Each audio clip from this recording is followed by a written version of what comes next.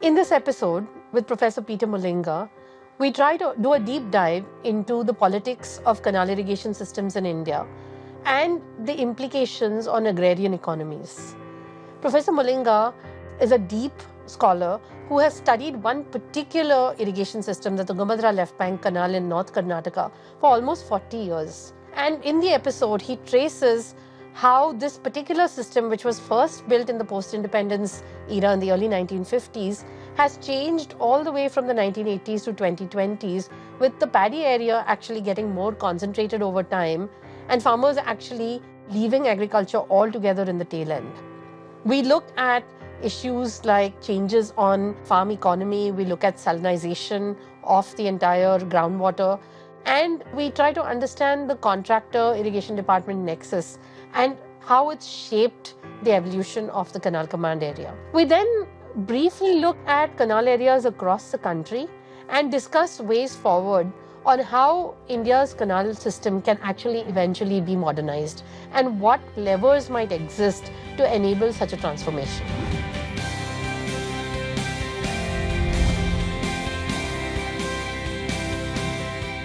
Welcome to the Water Data Podcast, where we talk about science, stories, and systems that shape our water future. I'm your host, Veena Srinivasan. Every couple of weeks, we'll explore how better data and evidence can lead to better decisions and ultimately better outcomes for people and the planet. So whether you're a researcher, a practitioner, or just curious about how we can manage this precious resource, you're in the right place. Let's get started. Welcome to the Water Data Podcast. Today, it's an honor to host Professor Peter Mollinga, a prominent scholar in development studies, currently serving as Senior Fellow at the Center for Development Research in Bonn. He's also a professorial research associate at SOAS University in London.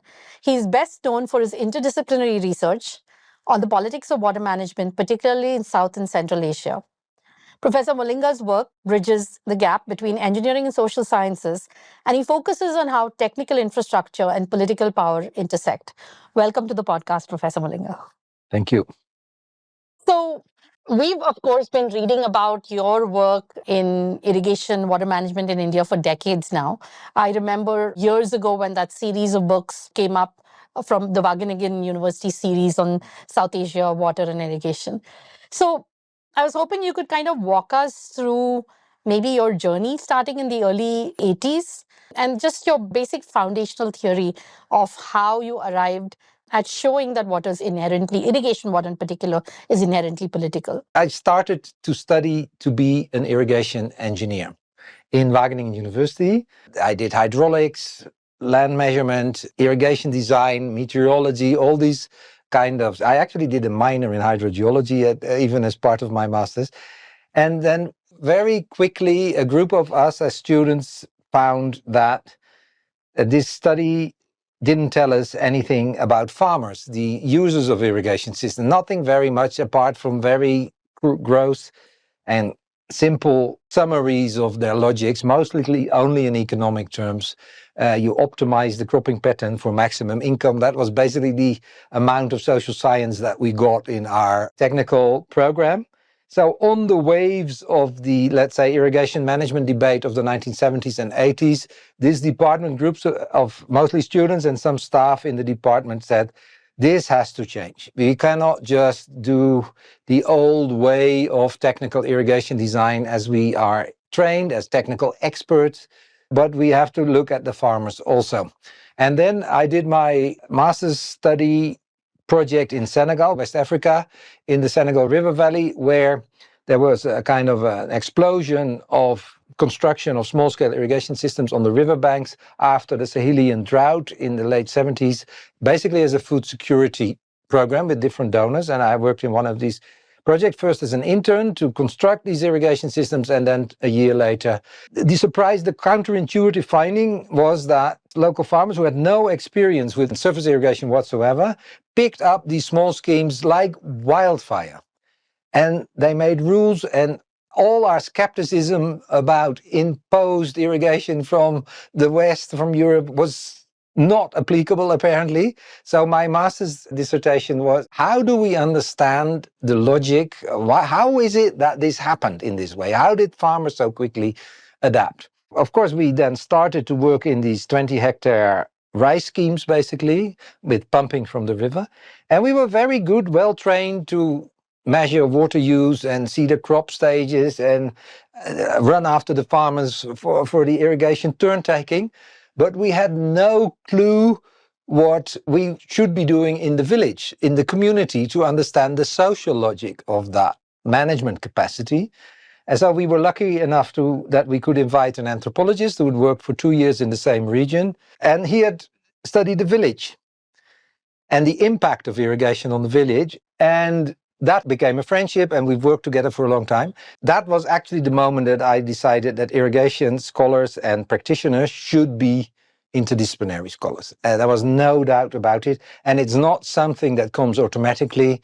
You actually have to invest in the skills and the framings that you use. And so he told us how to do surveys and how to study this village. And it was because there was a certain social structure of age groups in this village, and that explained a lot of the management capacity. So it was a very instructive experience. And then in the mid-1980s, we got the new literature, what was then called the social construction of technology, SCOT, very nice abbreviation.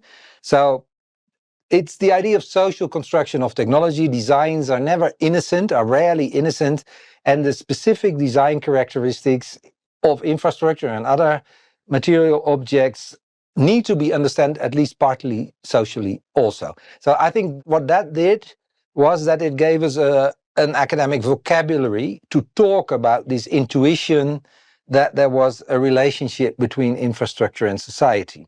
So slowly, the theoretical and methodological skill and vocabulary came to actually analyze that.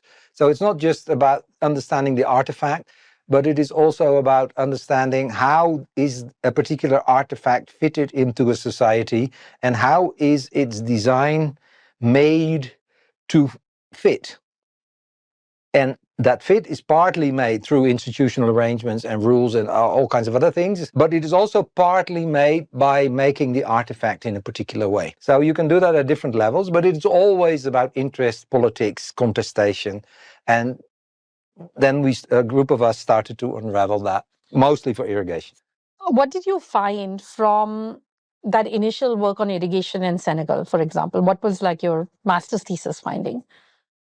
The master's thesis finding was basically, so it was the case study together with a colleague student of 2 villages along the Senegal River Valley. And the main finding was to show people what the logic was, why it was possible for these farmers to pick this up so quickly, and what were the internal logic, how that logic related to certain particularly structural characteristics of that community, which had mostly to do with age groups, and how it was that this land could be made available, and that had to do with how land was managed in that particular communities. The main effect of that study was that to show to colleagues, students and staff, it is actually possible to unravel that logic. So you see, it is not only about infrastructure and water and incentives. There's more to it than that simple explanation. One of the early supervisors of this research said, "What do you want to research in this village? Farmers in the world are the same everywhere. So what's the point? Why do you want to spend..."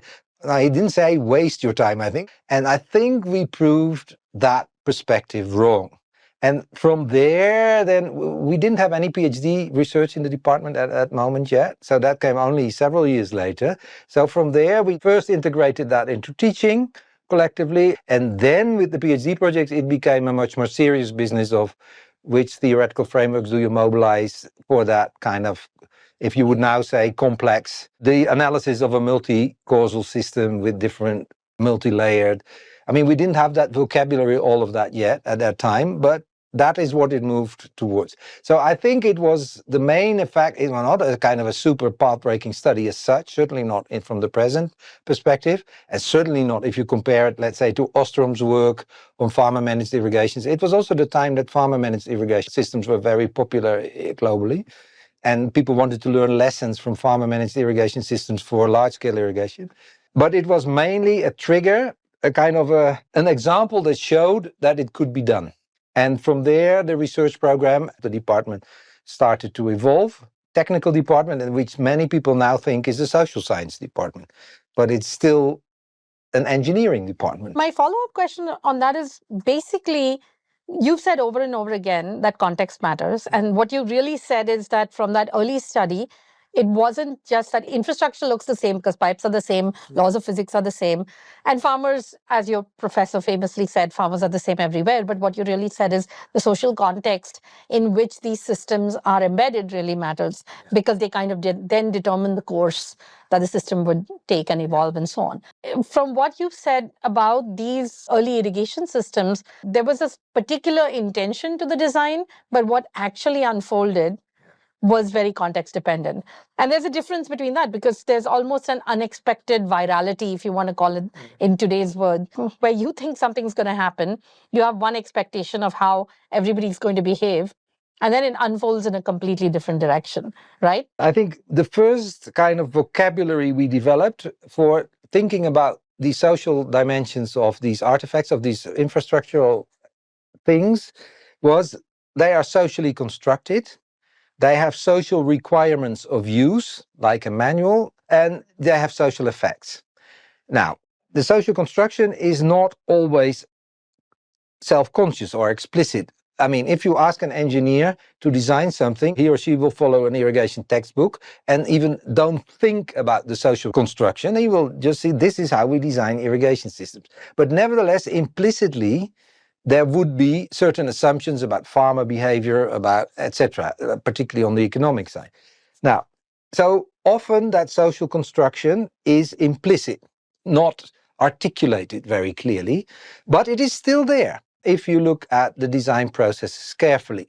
And then you get social requirements for use. Now, this sparked a lot of debate because it's the hammer and example from philosophy. You can use it to drive a nail into a piece of wood, and you can use it to break someone's skull. So technologies are multi-usable for different purposes. So how can the purpose be included in the design? I think we now know how to talk about, but in that time we didn't know very much yet. We didn't have a good vocabulary for that yet. But we were clear that it was not a deterministic relation. Some people try to argue that nuclear power plants all kind of create centralistic governance systems, and mini hydroelectric schemes create decentralized. Now, it would be nice if it was so simple, but it is never so simple. So it's a kind of a relationship where you kind of limit the uses of a particular artifact, or make it more difficult to use it in particular ways than in other ways. Natural scientists don't like that. No, it's not 1-0, it's a gray. Not 1-0, it's a gray area. So we had to find ways to talk about that, and that then happened only later. And the reason I shifted my research from West Africa to India was not so much a geographical reason, but I thought these small-scale systems were relatively simple, and I was much more interested in large-scale systems because the complexity of the design and the kind of implicit social relations that you would find that was intellectually a much more interesting puzzle, I thought. So I studied in the UK for some time, wrote my PhD proposal there, and UK, India, I don't have to explain what the relationship is, but I ended up in development studies, India studies, and my department happened to have a project in India, so I ended up in the Tungabhadra left bank canal, kind of a by chance process. I knew I wanted to go to Asia because that was where most of the large-scale irrigation is, and I wanted to work in a large system, and it happened to be India, and I never changed. Looked back. I also, right at the beginning, it was a decision,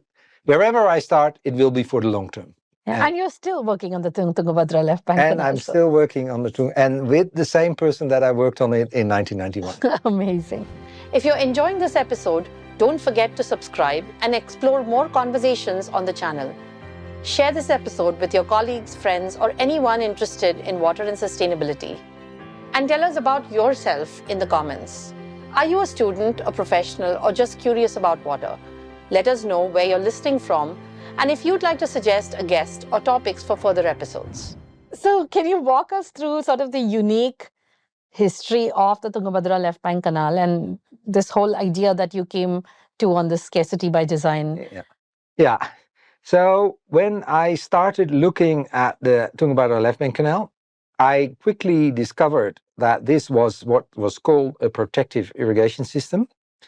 And of course, I wondered, what is that? And I looked back into history. It's a concept that stems from the colonial period, basically second half 19th century, particularly the last quarter of the 19th century. And it's a concept that came up as a policy concept, as a governance concept, in response to the famines of the late 19th century. So I started reading the famine reports and also the evidence for the famine reports. And there you can see the evolution of the idea. Originally, it was one of the ways the British colonizers considered to do famine relief. You either bring food as food, or you create irrigation system that may not be revenue-wise profitable, but would avoid the famine relief costs and would avoid millions of people dying. It's really mind-boggling, the misery at that time. So, and of course the British they weren't doing it for charity, they were doing it for cost and political stability reasons. And one of the things that they considered was to build large irrigation systems to spread water thinly so that crops didn't fail also in poor monsoon years, basically. Supplementary irrigation of dry crops, low water consuming crops, so that the sorghum and the millets in the particular area, Bellary, Nizam dominions, would not fail completely. And they were meant for monsoon, kharif irrigation, or?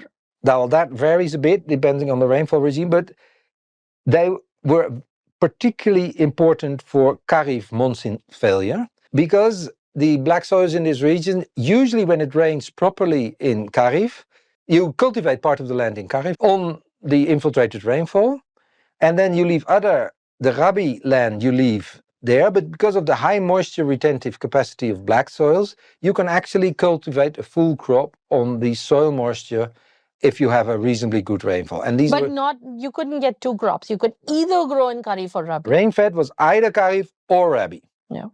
And the landholding sizes at that time when you were starting your work were large. Yeah. And of course, it was Nizam dominions also. So there were feudal estates, Salayung. The Tungabhadra Dam is actually on the Salayung estate. One of the reasons why it took 100 years to negotiate the location of the dam, almost 100 years. And so huge land and very extensive cultivation, because even on rainfall, 500-600 millimeters on average, you don't grow massive crops, so you have larger areas. And of course, along the river, there would have been some other Vijayanagar channels were also there from 13th, 14th century and older. So that was a slightly different setup. There you had bananas and rice, etc. But in the Raichur Doab, where most of the system is now located, it was very rain-fed, semi-arid agriculture till the construction of the dam. In 1953, it was commissioned. So the kind of original idea of protection is about famine relief, but then it developed into also a technical concept. So which were the original colonial era dams that were protective? Were all of In the colonial era, very few were actually constructed. There's one in the 1930s, I think it was in the Dindi irrigation scheme in the Nizam area. Madras government, which were that part, usually tried to stop. After the famine, there was a lot of hullabaloo and discussion about this, but at the end of the day, I think there's a figure is in my PhD, only 1 million hectares or something got built across India at independence. They tried very hard in Maharashtra also. They tried. Yeah, and part of that was constructed. The Mullah and the Mutta, those kind of, I don't remember, but they were also constructed in the late 19th, early 20th century. So some of that was constructed. And I think one of the most interesting documents is the Indian Irrigation Committee report of 1901-03. There you can get the whole debate on protective irrigation, volumetric supply, water pricing, any participatory irrigation, it's all there. There's nothing new. And one of the debates was, can you irrigate black soils in the first place, the fertile soils? There is a huge debate on that. That would also happen in that time. So some of it was constructed, but very little. Most of it remained productive irrigation, where the profit were made, with, of course, in South India, cotton and the delta systems the most. So they mainly were growing rice and cotton in the productive systems. Yeah. And this was really meant to be coarse grains, existing crops. And of course, there was desi cotton in the sense of the local cotton varieties, but basically was no commercial motive very strongly in these systems. And the colonial government said, we will be satisfied with a minimum revenue collection. And of course, technically, the systems became very expensive systems because you want to spread water thinly over a very large area. You have a lot of canal length per unit of water. Yeah. And the crops are not very remunerative because the idea was to supplementary irrigation of local food crops, basically, which also partly marketed, but basically famine relief irrigation so that nobody dies. Did they pick areas which were particularly prone to famine? Yes. They did. mean, there's a nice record, for example, on the right bank of the Tungabhadra, the Bellary, which came under Madras. So the left bank came under Nizam dominions, present Raichur, and the right bank Bellary came under Madras. And the Bellary district collector was one of the main advocates of constructing these canals because he was directly facing the misery, the distress sales, and the deaths. It's really graphic to read that evidence from that period. But the Madras government in Fort St. George in Chennai was not too amenable. They stopped the Tungabhadra irrigation on the argument that it would take away water from the downstream schemes in Madras presidency. So it was very unwilling. And of course, then the railways came and it became much cheaper to ship food. So if there was really political unrest, you could ship food. And you can find endless economic calculations in these documents. What was the cheaper option? It's really not very nice to read that, but it does tell you very clearly, the colonial origin. So a technical concept came out of that with high duties, low water allowances, extensive canals. Can you explain the concept of duty of water? Because I think that's pretty lost. So there are two ways to express how much water you put on a piece of land to be irrigated for the duration of the season. In an irrigation design, you assume a particular length of the growing season, and then you ask the question, how much water do I need to put here? And what would that mean in terms of flow across that season? So what would be the discharge that I would need to actually fill that plot with that amount of water in that duration? That's the basic idea of that design. And there are then two ways to express this. One, what is called in international irrigation textbooks, water allowance. So how many liters per second per hectare do you need to do that across the season? So for example, paddy, you need 0.7 to 1 liter per second per hectare, roughly in most areas, depending on rainfall and soil, to be able to grow that crop with a certain assumption about crop water requirement. Now, the inverse of that is duty. So the duty is how many acres can I irrigate with 1 cubic discharge? So the higher the duty, the less water you give to the crop. The more protective the irrigation. Yeah, so the duty of paddy is usually taken as something 45-50, so 50 acres per cubic. That's how you express duty. And then let's say desi cotton, the original local cotton varieties, is around 160 to 180 acres per cubic. So you see, you need the same amount of water can irrigate a much larger area of cotton and a much smaller area of rice. And then there are garden crops in between, and there is values for sorghum and millet. So every crop has their duty, which you can then invert and make it into a water allowance. Duty is a concept that is used, as far as I know, only in South Asia, but it continues to be dominant. So my vocabulary is now also in duties more than in water allowances. Yeah. Though I was trained to think in liters per second per hectare, but now I think in acres per cubic. So obviously, all the protective irrigation schemes would have been high duty, and then the productive ones were low. So once they designated these schemes as protective, including the Tungabhadra left bank canal, what happened after that? Now, well, at independence, there was a huge push to construct more protective irrigation system. So if you read the National Irrigation Committee report from 1972, India, it is very prominent there. The vocabulary has changed. It became now rural development and poverty alleviation. So, but the same, that also gives you a lot of spreading water. So most of the protective irrigation in India was built post-independence. The last big scheme is the Sarva project. The Tungabhadra engineers of the Nizam dominions and Madras finally agreed on the design in 1934, and then it took another 10 years for the politicians, the governors, to decide. So the system was actually inaugurated before independence, 1943. And then came post-independence, and there was some skirmish between government of India and Nizam, so it all became different. But in 1953, the first water was released from the dam. The dam was commissioned in 1953. It's the first large-scale system in South India that is created post-independence, though actually it is somewhat at the border. Now, what happened was that how are irrigation systems constructed? You first construct the dam, then you start on the main canal, then you start on the distributary canals, and finally you do the sub-distributary. So it's constructed from top to bottom. Now, what that means is that the last distributary in Tungabhadra, left bank canal, was completed in 1968. So there is at least 15 years gap between the first flow of water and the last secondary canal constructed.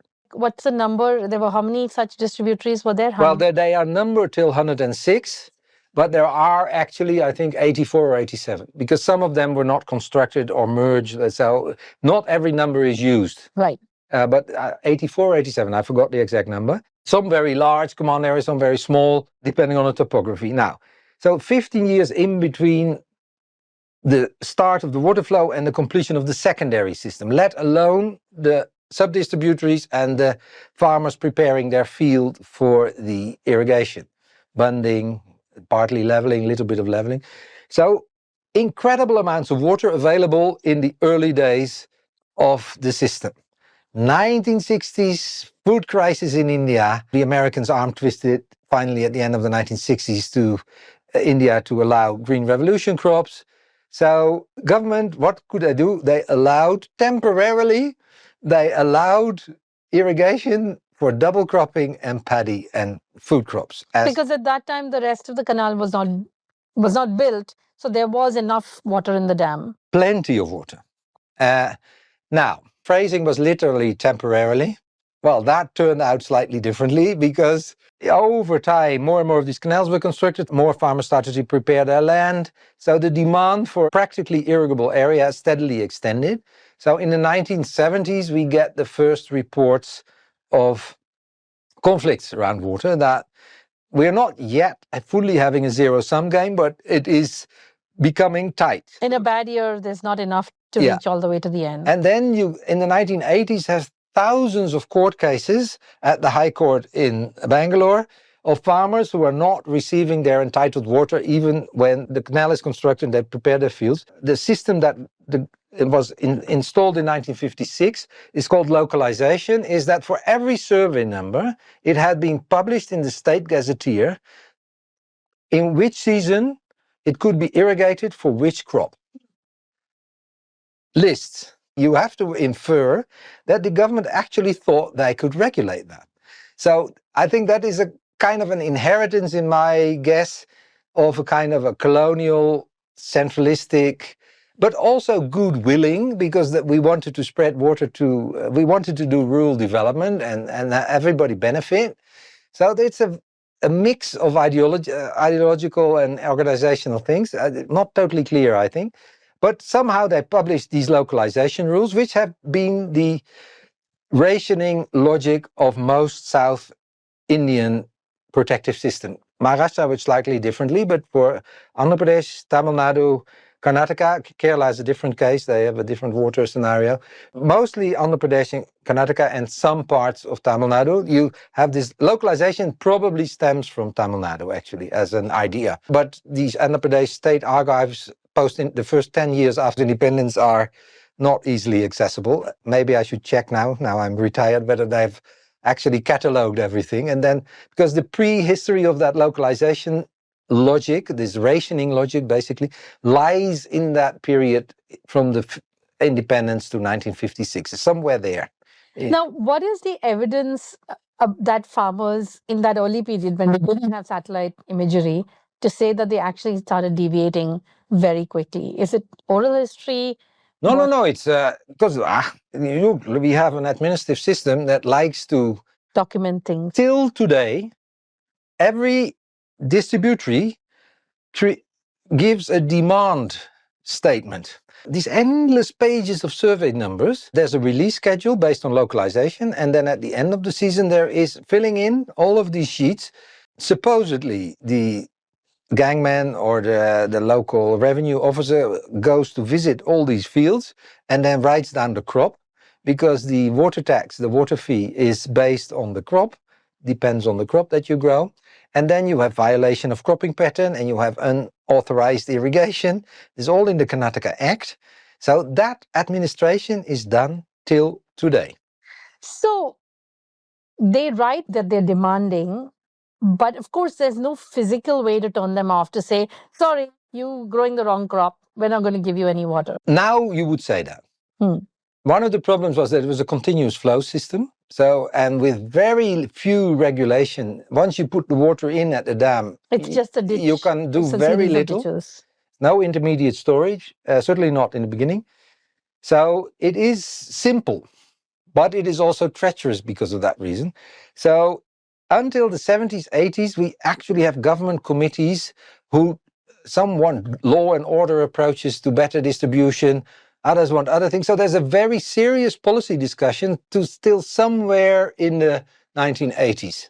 And then farmers give up with their court cases, and we no longer see these serious government committees because people start to realize that they cannot change that temporary thing more back into the original plan. And the farmers at that point, by the 80s, had been fighting for 20 years.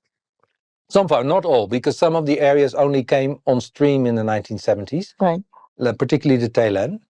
And the canal came. But they probably never got water. I mean, it's difficult to say because the water, it's not a 0-1 thing. Some people only got water when it was raining and the water wasn't used by nobody else. That still happens. Right. So some farmers have adapted. They follow a rain-fed cropping pattern and they don't count on irrigation, but at certain unexpected moments in the year, there will suddenly be a flow in that part of the canal and then they irrigate 1, 2, 3.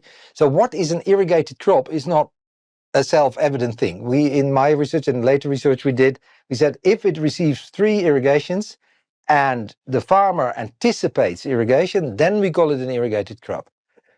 Irrigation. If it is rain-fed planning and an occasional bit of water comes into it. Opportunistic irrigation. Yeah, then, well, so it's arbitrary at the end of the day, but so the distinction between irrigated and non-irrigated crop is not necessarily like that. Mm. And some farmers wanted that water and then didn't get it or only partially got it, and they went to the court. So there's a lot of debate and literature, but somewhere in the 1980s, by the early 1990s when I did my research, the high court cases were actually dormant. And of course, the high court case, if you complain, by the time the court decides to look at the case, the season is already over. So the legal mechanism also didn't work. There were farmer agitations. This Article 104 has been called on the dam. So there was a lot of social turmoil, particularly in that, which I describe in my PhD. A lot of active lobbying and protest on the canals, women blocking the roads by lying on the canals, etc. These were all kinds of struggles. That has changed. The paddy area has got more concentrated and concentrated. We can now see that after more than 30 years.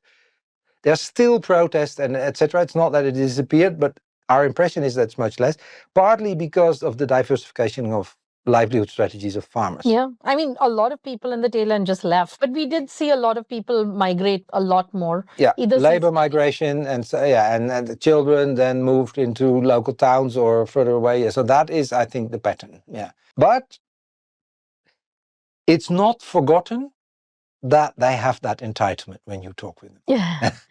They are very clear that they're being deprived. Right. Have been deprived. There's no doubt about it.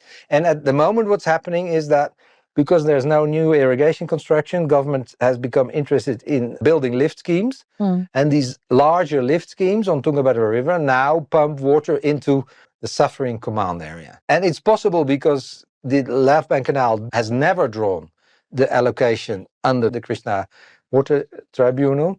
So there is space for extra water use, and that is now being pumped rather than improving the supply through the system.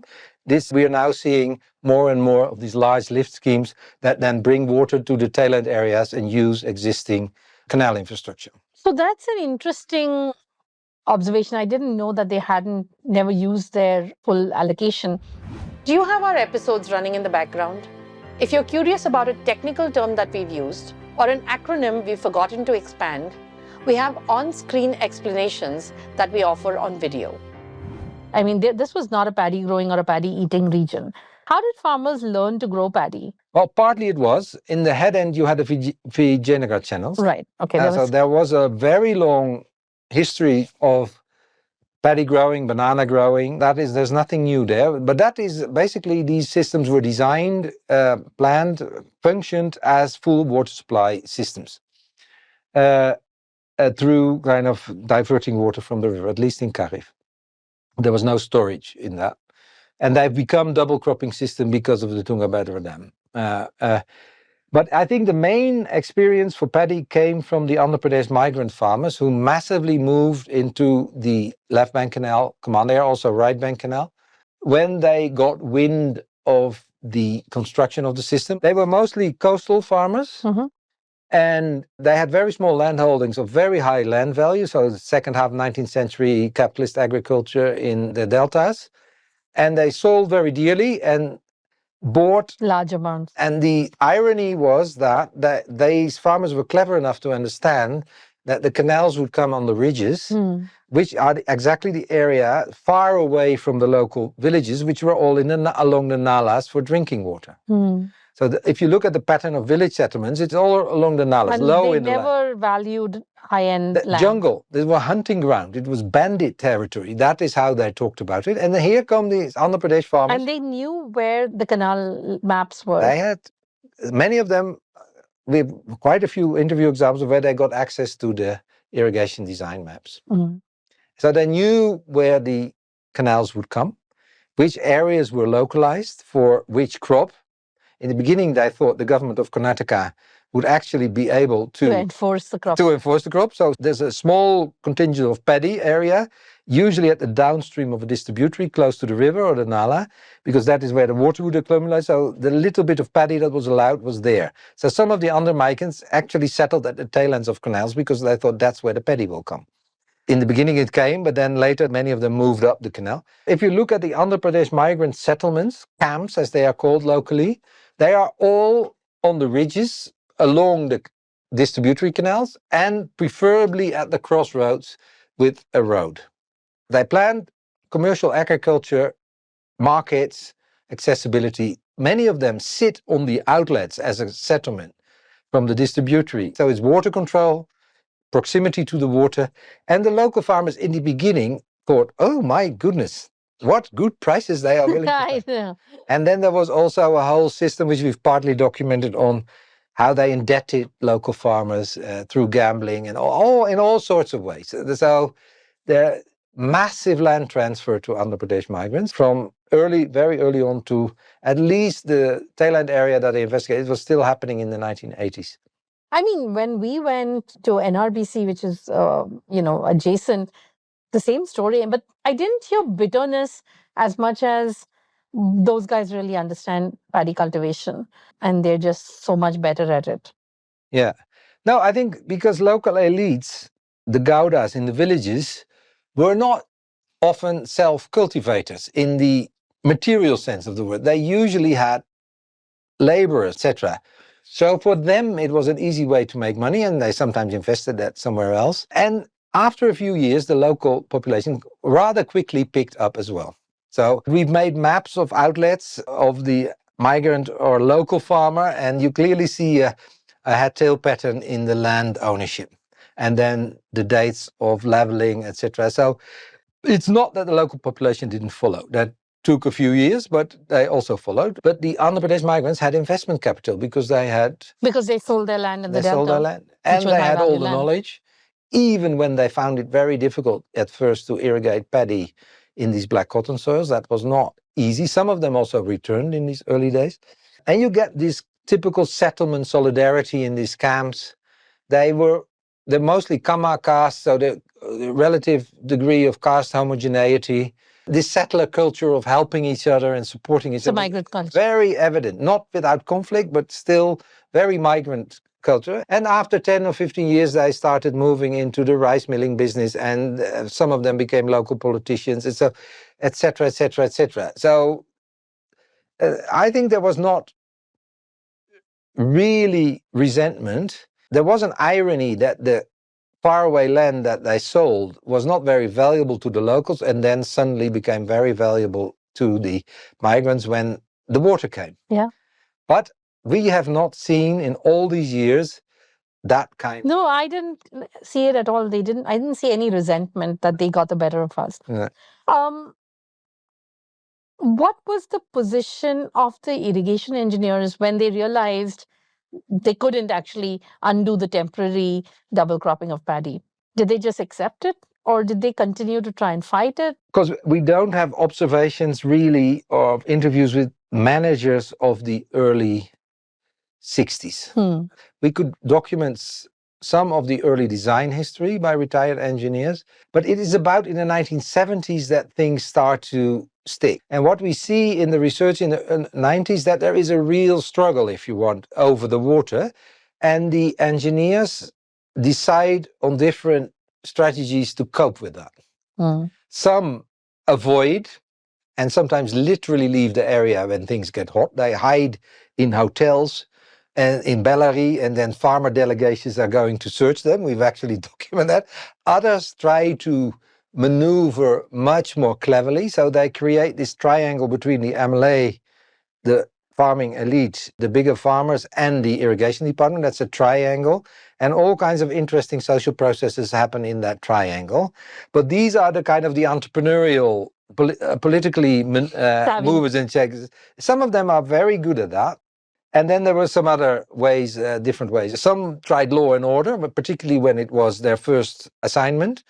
That usually didn't last very long. Because they got transferred or kicked out. They got transferred or they got mobbed, or the farmers sit in front of their office and all that kind of... It's a very interesting thing to research because a lot of things happened in the public domain. So I think my impression now is based on our 2024 research that is much less that kind of an explicit struggle. There is still struggle over the closing date of the canal at the end of Rabi and the opening date to some extent, but there is much less contestation over the actual distribution of water. That is our impression. So the kind of rice dominance seems to have consolidated also. And anybody who's not getting is just given up and not wasting their breath. Other walks of life, not completely. There is still this transition zone, but it's much more like that. Irrigated, non-irrigated, and in the past it was more of a gradient. That's our impression. We still have to evidence that a little bit better, but based on our data. And there is a contraction of the head end.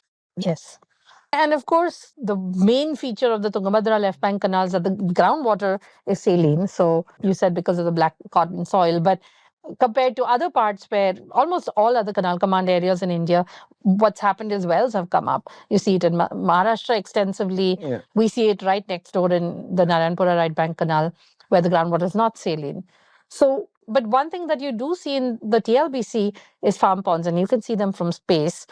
When did farm ponds start coming up, and what's that done? Now, the original response of farmers was to water scarcity or water no longer arriving in taillands was lift, individual lift and a little bit of group lift, a few farmers together. Particularly, there were also schemes for scheduled cast, for instance, to have a collective pump set, and then they pumped the water a few, 1 or 2 kilometers up the slope, but most of these were individual electrical and in early days perhaps also diesel pump sets, taking from the river and some of the bigger nalas. That is still rampantly present, and you can also nicely see it on the remote sensing map. There's this zone of paddy right along the river. Yeah. And most of that is lift irrigation by that means.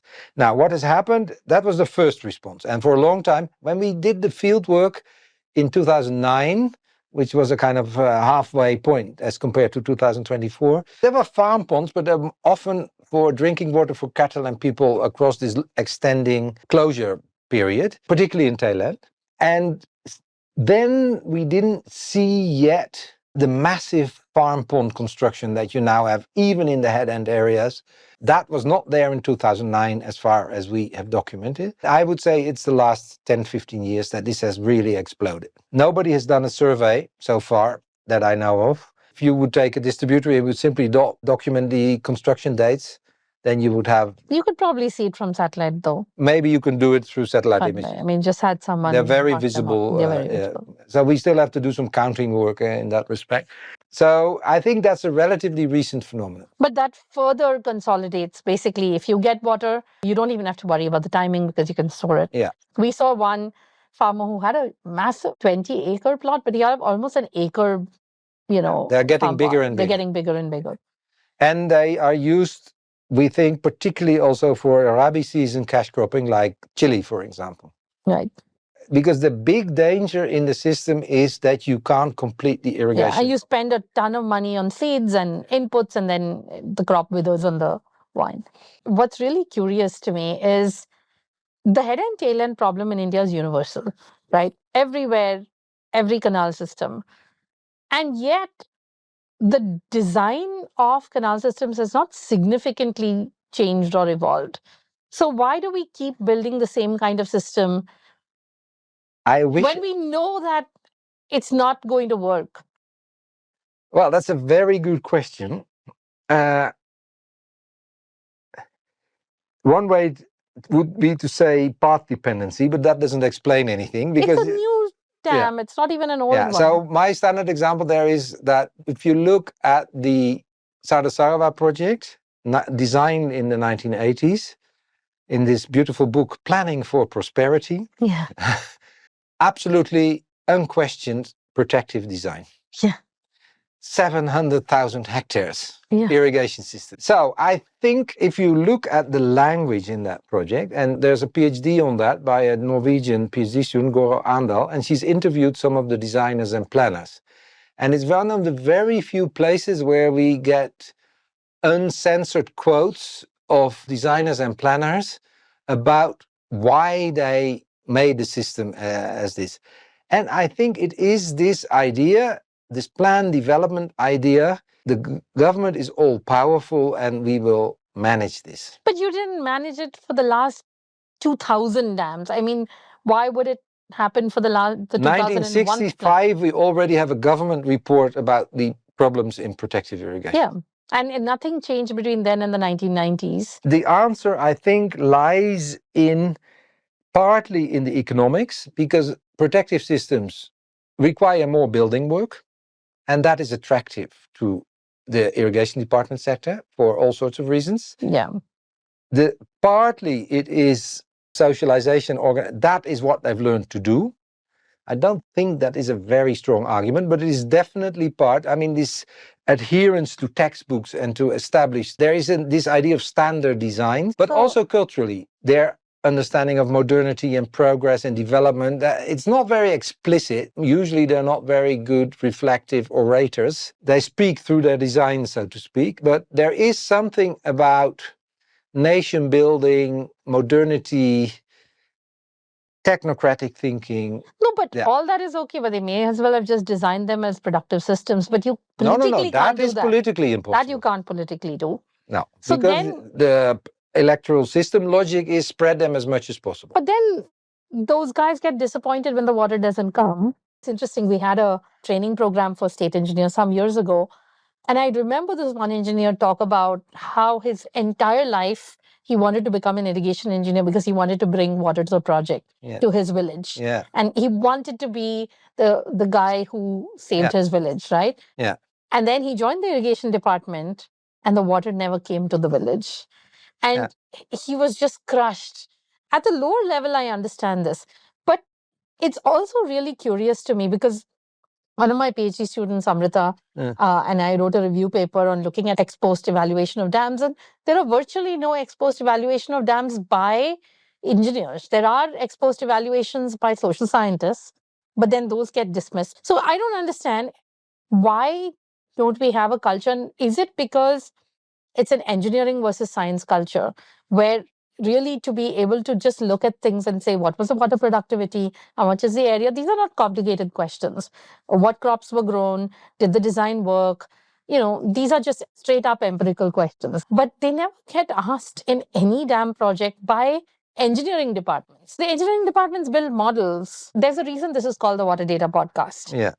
Because we felt that there is not a culture of data or empiricism enough. My answer to that is also not conclusive. I wouldn't say I have the full answer to that, but a small part of it, I think, is that irrigation engineers in their curriculum hear nothing about agriculture, basically. If you look at curricula, they have no sense of the use of the water in their training programs. Quite a few also have a farming family background, often even first generation. Particularly now, because it's no longer the elite that goes into irrigation. That's true. More normal people, so to speak. Fair enough. But even then it happens. And in the 1990s, there was this concerted effort from the global level in global irrigation discourse. IMI was very much part of that, of performance assessment methods. So manuals have been written, data systems, management information systems have been set up, and they all disappear into nothingness, basically. Most recently also with the telemetry thing. So, no, there isn't a customer for the data, basically, is what you're saying. If you find this episode to be valuable, please like the video and check out our other show on this channel, The Well Labs Show. And don't forget to subscribe to the Well Labs YouTube channel. So, maybe this is a good time for us to move to the segment on participatory irrigation management, because then in the early 2000s, after having seen many decades of course, farmers not getting water and then refusing to pay cess is another part, that the irrigation systems started getting financially too expensive to maintain. And that led to the series of reforms. So can you walk us through that?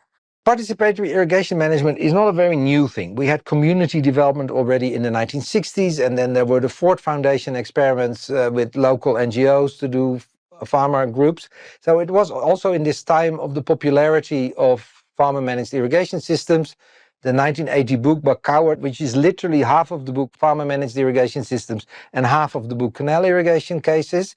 And the question of the book was, how can we transfer the experience from effective farmer-managed irrigation into canal irrigation? So that was the paradigm, 1980. And I think participatory irrigation management is an effort to implement that internationally as well as nationally. Now, I think Robert Chambers already pointed out thinking mistake in that.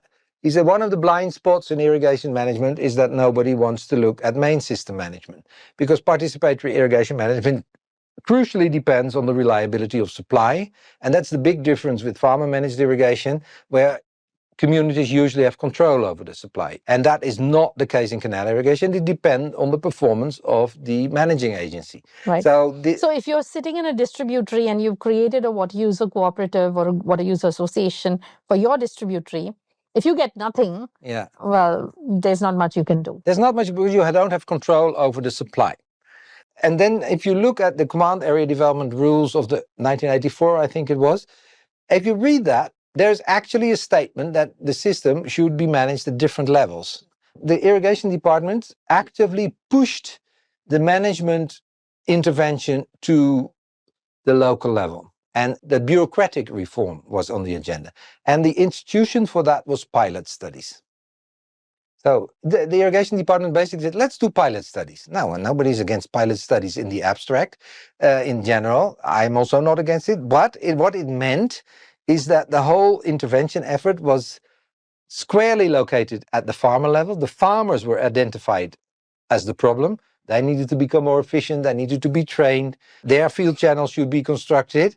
It is exactly the point at where the irrigation department stops being formally responsible. I'm not have conclusive evidence how deliberate that was, but even if it was by default, then that kind of misconstrues the whole thing for canal irrigation. So they never created clear mechanisms for these capacitated, instituted farmer groups to actually interface with the irrigation department. The closest Or there was no power, there was a power differential between the closest we got to that in India, in my assessment, is the Andhra Pradesh Farmer Management of Irrigation Systems Act in the original version. And then there was actually written that the role of the irrigation department is shifted from a controlling agency to a support agency, and that we would have 3 tiers of farmer organizations, and there would be a project committee where farmers would decide on budgets and water. Now, in no time, in 1997, the water users associations and the distributory committees were elected, 10,000 of them water users associations in one election, or 2 days, I think, in 2 rounds. And the project committees were never established. They went through at the apex level. At the apex level. There were studies, there was dilly-dallying, and finally it never happened. The irrigation department was really in shock, but after some time it recuperated, and then a whole series of amendments came to the Act. So the Act has basically been kind of neutralized in that particular aspect of who controls decision-making over budgets and water. And we have stories, anecdotal stories, so not very good evidence, but that some farmer leaders were already thinking about buying the cars they would get if they would member of the project committee. So they really understood what a position of power this was going to be. And they were keen to step into these positions. But then MLAs, bureaucracy, they had no interest in sharing the good stuff. It's not that the farmers take over the whole system in a kind of an absolute, certainly not in an ownership sense, but also not in an absolute management sense. But power balance between the bureaucracy and the farmers would have changed if that would have been implemented. Now, for all sorts of reasons that didn't happen. So I think that is where the explanation lies. Power sharing has never really happened in Indian canal irrigation. So that's a structural feature of how bureaucracy, it's basically a statement about the relationship between the bureaucracy and society and how you frame that. What role did the contractors play in that? In the management, I don't think the contractors play much of a role. No. But it is valuable for the contractors to have status quo, because you have to basically cut deals with not the end beneficiaries. Now, of course, in that sense, the contractors are happy with this outcome. So there is territorial defense of that domain of management, not so much because they want to do the management, but because they want to do the works.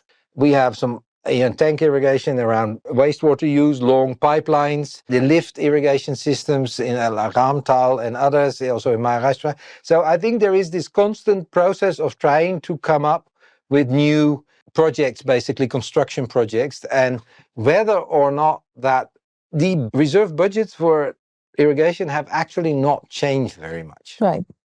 So far they are finding enough interesting things the to logic is there. The system reproduces itself. How long that will still be the case is anybody's guess.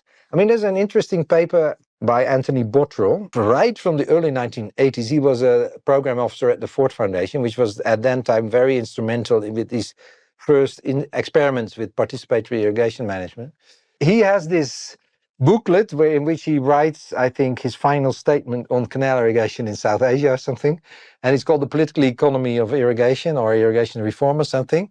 And he says, what we need is a coalition between these and these departments. And at that moment, he is hopeful that the environmental social movements that are coming up at that moment will also be part of a coalition to effectuate irrigation reform. And he is hopeful that the finance department will be the leverage, because that the finance department at a certain moment will say, and now it's enough. Right. And so far, they've not done that. So let me come to the end of this segment, really, which is what can be done segment. And I know that you've talked about this idea of morphogenesis or the revenge of the context, where you really can't fundamentally change political incentives and structures without political movements themselves changing.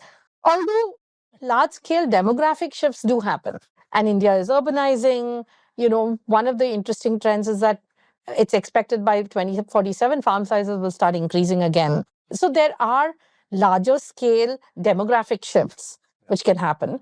And of course, increasingly wealthy, middle class, more money to be made in other avenues. So, what can be done as academics, for example? What should people be studying? What should people like us, who call ourselves sort of public policy entrepreneurs, people who want to actually affect transformative change, what should we be looking at? And where's kind of the path forward if we don't want to be just observers, but we actually want to make a difference? In the 1990s, I honestly thought there might be a possibility because there was a legal framework in Andhra Pradesh was created. There was some degree of farmer organizations, and there was a lively kind of scholarly debate. And some of these scholars, particularly also in Karnataka, were closely associated with government. That was also happening in some other states. Maharashtra is probably the best example, but in Andhra Pradesh also partly. So I genuinely thought it's worth pushing. And even if it only benefits the elite farmers at first, we have to change some of these equations, some of these balances. And I genuinely thought there might be a possibility. I was not totally naive, that I knew enough about, let's say, the governance system at that time. And I also sat at the desk of the irrigation secretary in Andhra Pradesh also during this reform, and we were close personally also. And there was some real genuine motivation among the IAS, who mostly led that reform, to really change it. I have no doubt about saying that. I thought serious chance. But that window closed when they didn't do the Apex committee. At that time, the Gram Panchayat elections were postponed endlessly. So there was a political agenda also, let's put it like that in general, that had nothing to do with irrigation. So then the momentum kind of went. And opportunity was lost, I think, even when the act was copied in all kinds of other states. I mean, that was a totally different story. But in Andhra Pradesh, I genuinely think there was an opportunity. At least I thought that at that time. And now I would say I don't see that structural, what you would call in mainstream discourse, enabling environment. I don't think it is very positive because the cheap food policy necessity in a rural area that is increasingly a sort of a welfare sector, except for the highly commercial agriculture. I think the political economy of that doesn't lend itself very much for reform. What about youth aspirations and farmer aspirations? Because that's different. The way to solve water management problems in India is to create employment for youth. Employment generation is the actual hurdle. And India has gone through a development trajectory where that employment generation is not happening sufficiently and only in particular sectors. You are seeing the equivalent of that is what you yourself mentioned when we talked earlier, absentee landlords leasing out their land. But if there were other income opportunities that then took away the youth that are now just being farm laborers or sharecroppers, ultimately agriculture is sort of the last resort of unskilled labor. Exactly. Is what you're saying. And so largely it's really people owning it and then completely different migrant people sharecropping on it. At least in some areas. I think it's, of course, highly diverse across India. You have to be very careful. But we see a degree of highly commercial agriculture around cities, and these few people we saw in Gujarat, they are starting greenhouses for local and Delhi markets. It's efforts at that. Yeah. But, and you have community supported and farm to table type. Agrarian change research has not been the most popular type. For Gujarat, we simply don't know. We have no documentations on any scale of changing agrarian relations under the Sarda Sarovar project. It is not there. But why is it not there with the hundreds and thousands of PhD students, or at least thousands? Because they want to work on urban issues. Was one of the things. That's where the money is, research money is also. In the 1980s, we had endless numbers of rural change PhDs. Now we don't have them. Indian as well as foreign. It's the same. There's no money. They all want to work on wastewater, urban issues, climate change, pollution, all very important topics. Nobody will contest that. Don't get me wrong, but so you say what to do on the research front, I think. So we have to rethink canal irrigation both as a water system, that we finally make serious business of, let's say, an integrated approach to the water things, because many of these irrigation systems are mixed up in many ways. This whole classification of types is actually, in many areas, is quite It's And more blurred than it because doesn't really help. But the second thing is also that we have to rethink canal irrigation and other forms of irrigation as part of the broader agrarian political economy, because that has also, we are still have the tendency in scholarship to think about individual owner farmers. These assumptions are there, and there is an agrarian change scholarship which shows that that is not the case.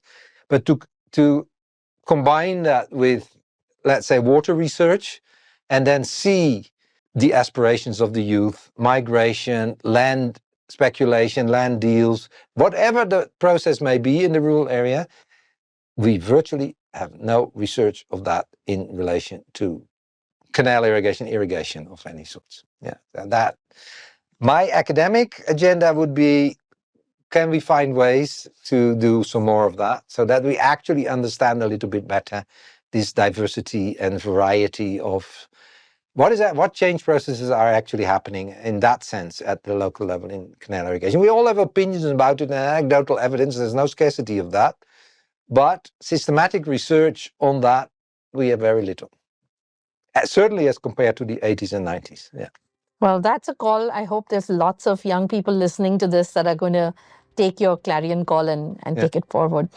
Peter, thanks so much for doing this. It was a tremendous conversation for me because I obviously learned a lot. It's very rare to find a scholar who's tracked a single canal command area in one country for 40 years, and your work is just extremely rich treasure trove. So thank you so much for participating in My great pleasure, and thank you for inviting me very much. It was a great pleasure. That's it for this episode of the Water Data Podcast. Thank you for listening till the end. If you enjoyed the conversation, please subscribe to the Well Labs YouTube channel and share this episode with your friends and colleagues. You can also find the Water Data Podcast on all podcast platforms. Until then, stay curious and stay connected.